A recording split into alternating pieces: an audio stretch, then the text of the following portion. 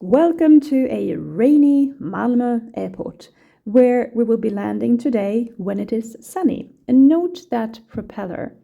I asked the pilot how fast it rotates. The answer is 1,200 times per minute.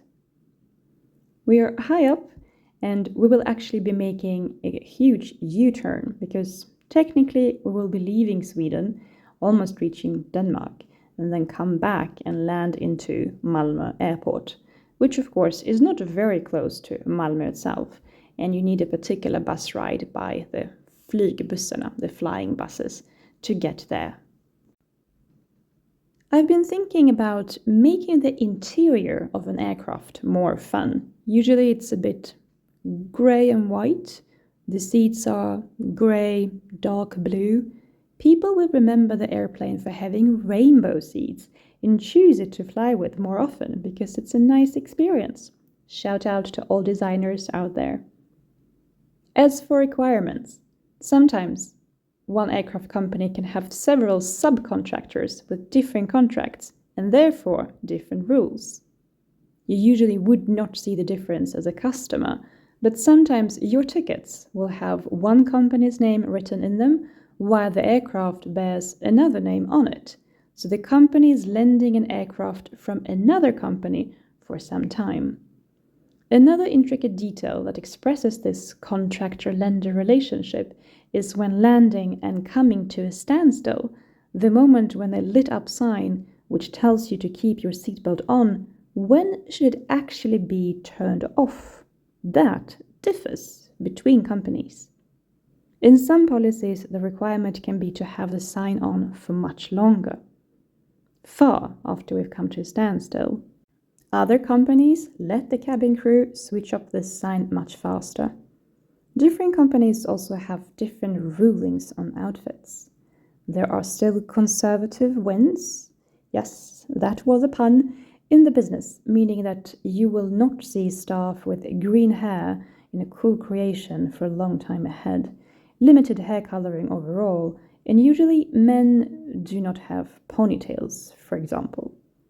There are rules on how many rings to wear, to always have the men's upper button of the shirt closed, and only one way to have the tie, but more options for women on how to wear and tie scarves, if that is part of the uniform. Depending on the company contract, white sneakers are allowed. For other types of the shoe, the height of the heels for the women to wear on the aircraft and outside the aircraft, still at work, there should be a heel to create the proper look. That is the main rule, so not too flat shoes, but you can alter into another pair with a higher sole outside the aircraft. This I learned by sitting next to a gentleman who works as a crew member himself. And of course I asked him why certain aircraft companies do not pay their staff when the plane is delayed by several hours. To me, that was the most natural thing to do. If the aircraft is late, of course you compensate everyone employed working on that plane and related to everything that has to do with that delay for the full hours. How else can you do it? But no, this is the case for Wizz Air, this is the case for Ryanair. They are not paid anything extra if the aircraft is delayed. So the gentleman next to me, he was seated next to me on the airplane, explained the different contracts and that they do not follow the same regulations. Sometimes you would have a basic salary and get additional pay for the amount of flights you work on. Sometimes you would have a relatively high salary, but it would not increase if you make many flights. My seat companion also claimed, without saying which companies pay these high salaries, that some pilots are paid more than the Swedish Prime Minister. For reference, when we had this talk, the Swedish Prime Minister was paid 191,000 Swedish crowns, which is about 16,000 euros. And since the talk took place, the Swedish Prime Minister got a raise. The new salary is 198,000 Swedish crowns. And now we're making that big U-turn. So you see Sweden outside the window, and we are coming back to it. Speaking of making turns and seeing wings very well, the fuel is usually stored in the wings. I asked another pilot. I seem to talk a lot to pilots. How much is stored in the wings exactly? He did not say which model of aircraft, so I assume a medium-sized one. 19,000 tons. I don't even really grasp the number. 4,000 tons are used just for starting and another 4,000 for landing, which is what we're about to do quite soon. That is crazy numbers. And you can pay for biofuel as an add-on when you buy your ticket. So how does this work exactly? If half the passengers pay for biofuel and the rest doesn't, will the plane fly with half its tank eco-friendly? I'm curious. I definitely should email and ask. Oh, that's a beautiful turn. You really get to see southern Sweden here. And the different patches, well, we know this by now if you heard my previous talks. So this is the Swedish teg. And I still don't know if you can tell the crops apart from this height as far up as we are, but it's beautiful. And that sea, I'm telling you, is very cold to swim in. By the way, the pilot that I spoke to asking the fuel question was actually in a group of aircraft staff next to a hamburger bar at Arlanda airport. And as they were standing there waiting for their order to be finished, one guy came up to the group. He had a backpack on his shoulders, and I thought, okay, this is someone who is very curious. So I thought that he would have really intricate questions about electrical airplanes, or maybe the upside of the job as a pilot, that you get to travel in planes for free when you're not driving one. I mean, something specific with the profession, because they were all wearing their uniform. But no, the guy that came up to this crowd of people, they were so competent, and he was asking where to find the litter bin. And they remained very professional. They didn't laugh, they didn't smirk. But one of the crew members leaned towards my side because I was standing right next to them and said, "It is amazing what you can do with a pair of eyes." Some months ago, I had a very excited conversation with an aircraft engineer at an association where I go sometimes to craft, so there was time to sit down and chat. He specializes in airflows in the aircraft. We discovered our common interest, and I asked so many questions. My major concern was, if he has an amazing idea as an engineer and it has nothing to do with airflow, which is his assigned task, how can he pass on his extraordinary idea that is connected to something else in the airplane to the other team?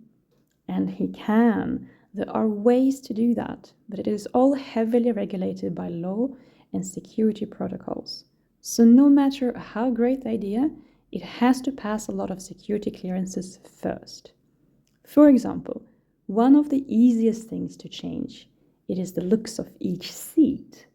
Singapore Airlines have a video where they show how an aircraft is getting a new interior design in first class, and they highlighted the importance of the number of creases at the bending of the back support of each chair. And that was just pure looks, and that was to make their customers happy. We are very close to landing now, so let's talk more about altitude. Placing a passenger airplane at a particular altitude has to do with optimization. At certain heights, the aircraft flies faster with less fuel required and without passing the supersonic speed level. More things are optimized.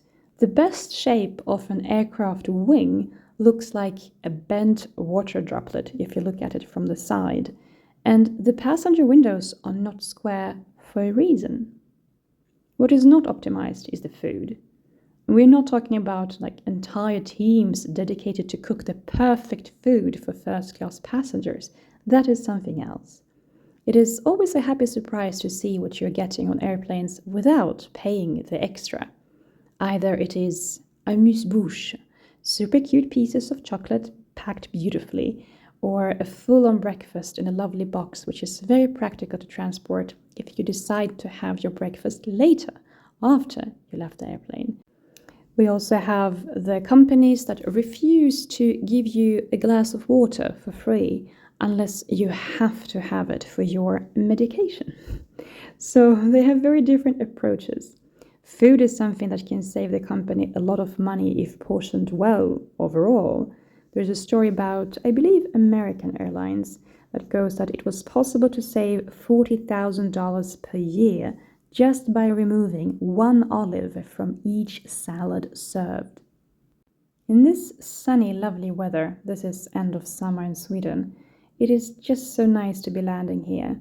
So there are not many cities visible, and you get to see this beautiful landscape, which is so typical for Scania, or Skåne, as we say in Swedish. So we're just about to touch ground now, and then it's just a long, long break in. Yep, there we go. The story about helicopters. Porjus is the name of an urban area, so smaller than a city, with about 280 inhabitants, is a place which is not too far away from where I live. And that is also the base for a helicopter company. During the summer, it is high season for them to fly people over and into the mountains, a particular kind of tourism. In this area, there are national parks, and since it's light all day round from May to August, you can also walk the famous path of Kungsleden, also at 3 a.m., and have perfect sight of what is around you. You don't really need a torch even, unless reading inside your tent. I arranged for a visit to this helicopter hangar in May, asking if me and my friend could be shown around. And the full generation pilot and mechanics from the company was very kind and took about 1.5 hours showing and explaining the details. The great thing about airborne vehicles is that you document everything. Every screw, really everything. Even the changes in the code that calculates safety is documented. There is a software with very clear instructions and pictures where you log what you do, and you even make sure your shoes are clean and no little pebble stone comes along to any unwanted space as you move around the aircraft and insert the screws and other parts. I also learned that it's not the age of the helicopter or the airplane you're looking at when you're buying one, but the age of the different parts. We got to see a model that costs 20 million Swedish crowns. It takes a couple of months to serve a helicopter before it can fly again. I got to stand on a helicopter too. That was so cool. There are particular parts where you place your feet. And if you want to avoid ice formation on the rotor blades, which is an not uncommon problem, there is a balloon technique that can inflate the edges and make the ice crack to go away. And here we are, Malmö Airport, all sunny. Flying with a helicopter is far more expensive business. I flew a helicopter with my family for the first time about 15 years ago in the Stockholm area. If you pay for half an hour, what it means is there is a starting time of 5 minutes to get the rotor blades going after you put your ear protection on. And it's not like in the police adrenaline movies when the helicopter is at standstill and suddenly they fly away. No. And then you also pay for the slowing down. The last 5 minutes of the tour is when they're turning the rotors off.